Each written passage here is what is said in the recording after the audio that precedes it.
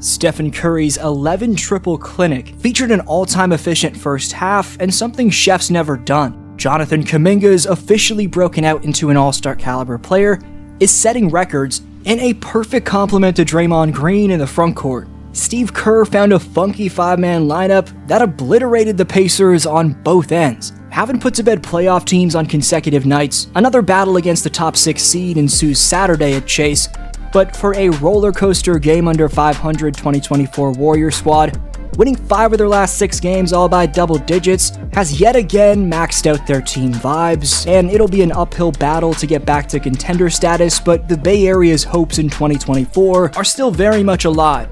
Curry's first half against the Pacers was incomprehensible, as his 29 points in the first 24 minutes were produced on a ridiculous 126% true shooting. Steph joined New York's Jalen Brunson, who scored 35 in Phoenix during the final 24 in December, as one of 2 players in NBA history to score 29-plus points on at least 120% true shooting in a single half, and showing you how much better Curry is of a three-point shooter than anyone else in the history of the NBA.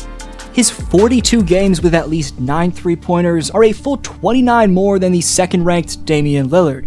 Better yet, Steph's 79 games with at least 8 three-pointers made are a full 40 more than the second-ranked Dame. Reason I bring that up is because it's the amount of games where Curry's gone off from deep, which make this next fact increasingly insane. Against Indiana on Thursday night, it was Curry's first game ever where he made the first 7 three-pointers he attempted. On the verge of 36 with an NBA 14th most combined games between the regular season and playoffs, witnessing Curry's prolonged mental and physical fortitude to dominate like he just did should be savored, given we'll likely never see deep-range sniping like this ever again once he retires.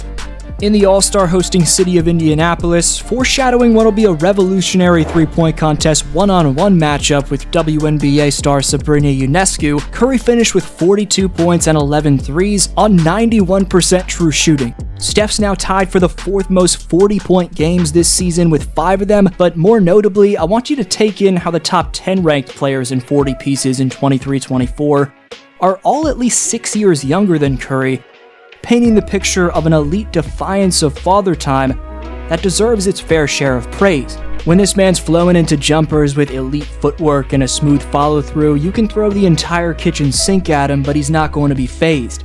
As whether it was using patented Steve Kerr offense split actions, Maryland, as he checks in, Steph another 3! Oh no. Or just generally finding space without the need for a dribble, he was casually draining 30-foot spot-ups early and often. And now Curry launches and hits. However, it was off the dribble that displayed one of Steph's most bewildering deep-range bombs of all time, as just in front of the Pacer half-court logo, a quadruple hezzy tween combo leading directly into a pull-up with both Shepard and Smith smothering him shows us why he's revolutionized basketball. Oh, 6 for 6! And the man is rightfully hyped as hell afterwards. Hell of a shot. Just like Curry's deep-range finesse, the Warriors' defense was also at a championship level against Indiana, holding the Pacers to just 6 points for the final 6 minutes of the third. Steve Kerr definitely found something with a 5-man unit of Pods, Quinones, JK, Gee, and Saric, as he stuck with that unit into the fourth, where they continued to dominate. This lineup's ball movement, poise, and ability to play fast in transition, make swift backside rotations while being switchable 1 through 5 defensively, both locked up on D and executed consistently on O, against the playoff contending Pacers. On the second night of a back-to-back, after taking care of Philly the night earlier, this unpredictably thrilling Brandon, Lester, Santos, Kuminga, Dario unit allowed the Dubs' aging main core to keep their legs fresh, with Clay out for the game as a whole due to an illness.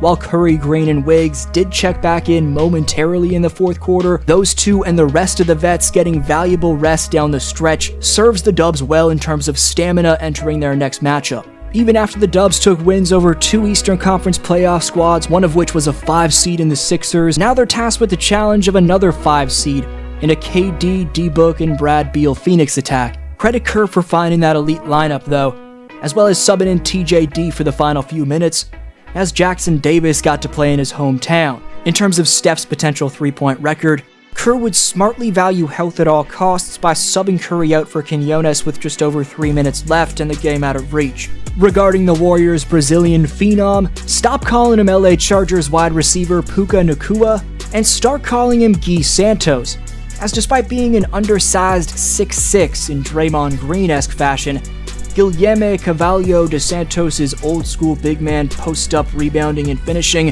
combined with modern-day big man passing and deep-range shooting, nicely mesh with the Warriors' pace and Steve Kerr's small ball playing style. He has the quickness to defend any position and plays with the maximum amount of hustle when he's given minutes, so he could be a more utilized option for the coaching staff going forward. Santos dropped a Warrior team high off the bench of 13 against the Pacers, leading the Beastly down the stretch unit next to Gui that sealed the Dubs' victory in Indiana was Jonathan Kuminga, who continued a torching hot stretch of bucket getting, and his in-season development has been pretty wild because reports early in the year signaled the Warriors were reaching a breaking point with JK, however scoring 20+ points on 50+% shooting from the field in 8 straight games, and having now posted at least 10 points in 29 consecutive games has significantly upgraded Jonathan's value. At yesterday's trade deadline, rookie GM Mike Dunleavy stated Kuminga was as untouchable as it gets in the NBA, and that has everything to do with his recent play. JK's two-way, cheetah-esque ground coverage mixed with soft-touch shooting and guard skill are terrifyingly improved weapons, when you also factor in he's one of, if not the most athletic jumpers in basketball. So this man's development is unlocking new doors for the Warriors in terms of their 2024 upside. Kuminga's chemistry with Draymond Green in the front court has been a balanced small ball connection, as Jonathan's able to receive post entries from Green swiftly, cut back door, and properly utilize Dre's passing ability by being a springy weapon in the dunker spot. Following a win in Philadelphia, a Klay Thompson birthday celly on the plane ride to Indianapolis, then a W against Tyrese Pascal and the Pacers, and the Dubs' chemistry is peaking at just the right time. For Klay Thompson, the just turned 34-year-old recently owning up to the media regarding the rough season it's been for him is a good sign in terms of both Thompson taking a step back and Kerr being comfortable with taking away his minutes when need be. Because as harsh as that sounds and as big of a KT fan as I am, quite frankly with Kuminga breaking out, Podziemski being an efficient, low-turnover, high defensive IQ option, Wiggins being all-around more productive than Klay right now, plus Moody and Quinones having more spring to their step than him as well, for Klay, there's a ton of internal competition on the wing right now, so the 4-time champion accepting a lesser role at times will be key for him. Anything is possible when Kerr has a good coaching game, but can the Dubs get back to contender status in your opinion? Let me know down below. D-Flow signing off.